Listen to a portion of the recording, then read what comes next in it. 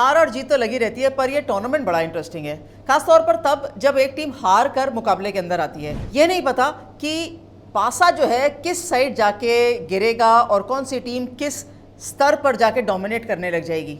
दोनों टीमें, तीनों टीमें, चारों हो या पांचों हो, सब बड़ी स्ट्रांग लगती हैं, लेकिन वो स्ट्रांग जब तक ऑन पेपर से परफॉर्मेंस ऑन ग्राउंड नहीं आता ना, तब तक कुछ नहीं कह सकते। तभी तो कहते हैं ये टूर्नामेंट में रोमांच बड़ा है।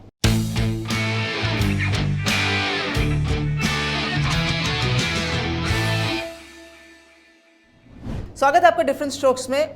जब गुजरात फ्रॉम अ विन इस मुकाबले के अंदर आई और मुंबई फ्रॉम अ लॉस इस मुकाबले के अंदर आई, तो कम से कम ये देखने के लिए था कि किस तरीके से मुंबई निकल कर आएगा। देखिए, पहले मैच में जब मुंबई खेला था तो मुझे क्लियरली लगा था कि कम से कम 2-3 खिलाड़ी कंप्लीटली अंडर प्रिपेयर्ड हैं। तो क्या वो चेंज करेंगे या गुजरात, क्योंकि पिछला मुकाबला जीता था और बहुत कन्विंसिंग तरीके से जीता था, तो क्या उनको चेंज करने की जरूरत है? गुजरात ने तो आंसर दे दिया कि हम अनचेंज आएंगे, तीनों मुकाबले में से कोई चेंज करने की जरूरत नहीं है, तो वो बिल्कुल क्लियर थे।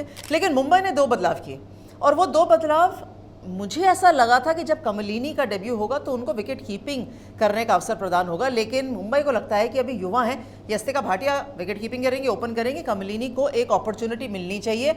और आई थिंक बहुत अच्छा मूव भी है, क्योंकि अगर आप किसी खिलाड़ी को पसंद करते हैं, आपने उनको अपने लाइनअप में लिया है, तो जल्दी से खिला दीजिए, बाहर बेंच पे क्यों बिठा के रखा है। उसके अलावा परुनिका सिसोदिया को भी अवसर मिला, दिल्ली से हैं, लेफ्ट आर्म स्पिनर है, काफ़ी सालों से मैं देख जरूर रही हूँ उनको, लेकिन अभी क्योंकि हाल ही के अंदर अंडर 19 विश्व कप जीत कर आई हैं तो कॉन्फिडेंस उनके पास था।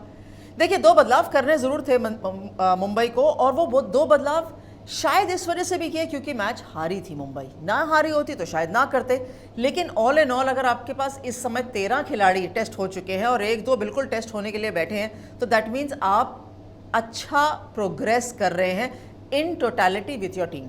हालांकि रन ऑफ कोर्स गुजरात ने बहुत ज़्यादा नहीं बनाए, लेकिन जो पिच थी वो बहुत अच्छी थी स्ट्रोक प्ले के लिए। ये कप्तान ऐश गार्डनर ने बोला कि पिच बहुत अच्छी थी, तेज़ भी थी, और जिस तरीके से मुंबई की गेंदबाजी, फास्ट बॉलिंग हो रही थी वो अच्छी थी। लेकिन शॉट सिलेक्शन कैसा था भाई, ये नहीं समझ में आया कि जब एक विकेट गिरी, दूसरी विकेट गिरी, जो आ रहा था वो शॉट मारे ही जा रहा था। कहीं किसी को तो हरलीन देओल के साथ खेलने की जरूरत थी, पर ऐसा हुआ नहीं। दूसरी तरफ मुंबई के गेंदबाजों की तारीफ करनी जरूर चाहिए, क्योंकि उनका जो प्लान था वो बिल्कुल सही वर्क हुआ। चाहे वो लॉरा वुल्फार्ट का कैच था, चाहे वो बाद में डिएंड्रा डॉटिन का विकेट था, या कप्तान गार्डनर का विकेट था, या पहले मुनी का, तो उनका जो प्लान था वो परफेक्ट चल रहा था। लेकिन जब रन बनाने, दैट इज कि चेस की बारी आएगी, तब किस तरीके से खेल चलेगा। नैट सिवर ब्रंट इस टूर्नामेंट में आने से पहले ना, क्योंकि वो इतनी अच्छी और सक्षम खिलाड़ी हैं, उनसे जो एक एक्सपेक्टेशन रहती है ना, क्योंकि वो इतनी कंसिस्टेंट है कि वो जब भी आएंगी रन बनाएंगी, और उन्होंने ऐसा किया है। लेकिन नैट सिवर ब्रंट इस टूर्नामेंट में आने से पहले ना, उनका बल्ला इतना ज़्यादा चला नहीं था। विमेंस एशेज में तो इंग्लैंड हारा ही था ऑस्ट्रेलिया को, लेकिन थ्रू आउट से प्रॉबेबली 6 महीने 7 महीने से ना उन्होंने रन बनाए, लेकिन इतने कन्विंसिंग तरीके से रन नहीं बनाए हैं। पहले मैच में 80 बनाए, दूसरे मैच में भी अर्धशतक लगाया, और क्लियरली वो जो हल्का सा रस्टीपन था ना, या जो भी थोड़े बहुत डाउट्स थे, वो सब क्लियर हो गए। अब वो उसी तरीके से एनएसबी बैटिंग कर रही है जैसे पहले करा करती थी। हेली मैथ्यूज धीरे धीरे वहां पहुंच रही हैं, लेकिन आज मुंबई के लिए एक अच्छी चीज़ ये थी कि उन्होंने एनएसबी को, दैट इज नैट सिवर ब्रंट को, नई गेंद थमा दी।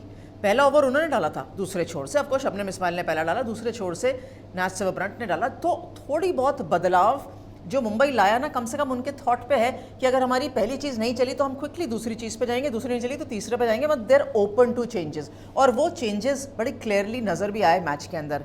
नया बॉल एनएसबी ने डाला, फिर आप यस्तिका भाटिया और ज़्यादा फ्लुएंट दिखी पहले मैच से। अमिलिया कर आई, थोड़ा सा बेटर थी पिछले मुकाबले से, लेकिन मैच इतना बड़ा टारगेट था नहीं, तो मैच मुंबई के पक्ष में बहुत ज़्यादा जल्दी चला गया।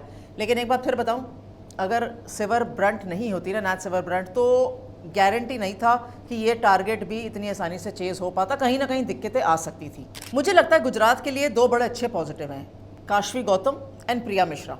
देखिए, ये युवा खिलाड़ी हैं, इनके पास बहुत ज़्यादा अनुभव है नहीं। पिछला सीज़न काशवी खेली नहीं थी क्योंकि इंजर्ड हो गई थी, इस सीज़न में आई हैं और मुझे स्ट्रॉन्गर लग रही हैं। मैंने उनसे बात करी है ऑलरेडी डिफरेंट स्ट्रोक्स पे। पिछले सीजन नहीं देखा तो कोई बात नहीं, देख लीजिए। कितना समय जिम में जाता है, कितना समय ग्राउंड पे ट्रेनिंग में जाता है? जिम काफ़ी इंपॉर्टेंट है। मतलब एज अ फास्ट बॉलर मैं अपने आप को देखती हूँ कि अगर मुझे सस्टेन करना है, लंबा खेलना है, तो जिम और रनिंग भी, जो एंड्योरेंस है वो भी बहुत ज़रूरी है। तो मैं हफ्ते में 3 दिन जिम करती हूँ और 2 दिन रनिंग। अच्छा 3 दिन जिम और 2 दिन रनिंग। और बॉलिंग कितनी बार या बैटिंग नेट्स प्रैक्टिस कितनी बार करते हो? मतलब नेट्स अगर अवेलेबल हो तो बॉलिंग हफ्ते में 4 दिन तो कर ही लेती हूँ अगर अवेलेबल हो। बाकी अगर नहीं तो फिर अपना रनअप वगैरह कर लेती हूँ, या ड्रिल वर्क तो वो रोज़ चलता है, ड्रिल वर्क वगैरह। पिछले सीजन में और इस सीजन के बीच में उनसे जो उनका जो डेवलपमेंट और ग्रोथ देखा है वो थोड़ी और स्ट्रॉन्गर हो गई, और मुझे लगता है कि पिछले मुकाबले में जो उनकी 1 विकेट थी और इस मुकाबले में मुंबई की विरुद्ध जो उनकी 2 विकेटें थी ना, वो कमबैक करना बहुत अच्छी चीज़ है। That's a positive. बैटिंग में भी उन्होंने अच्छे शॉट्स लगा के दिखाए। मुझे पता है वो बैटिंग कर सकती हैं, लेकिन ये स्तर अलग है। यहाँ पर वो पहले खेली नहीं है, पिछला सीजन बेंच पे बैठी थी। सो वो एक अच्छी परफॉर्मेंस दिया। मिस फील्डिंग हुई थी पर कोई बात नहीं, हो सकता है, हो जाता है। दूसरी प्रिया मिश्रा, वो भी इस टूर्नामेंट में पहली बार 11 के अंदर खेल रही है। पिछला सीजन वो भी बेंच पे बैठी थी।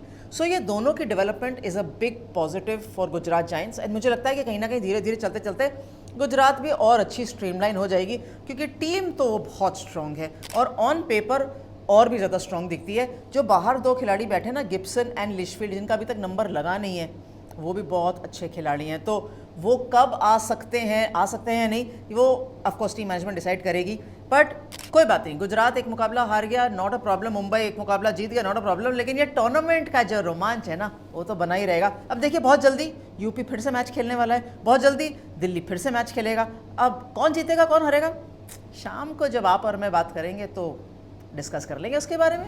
लाइक कमेंट शेयर करना मत भूलिएगा, and it is gonna be very nice if you are able to subscribe to the channel. Thanks very much for watching different strokes.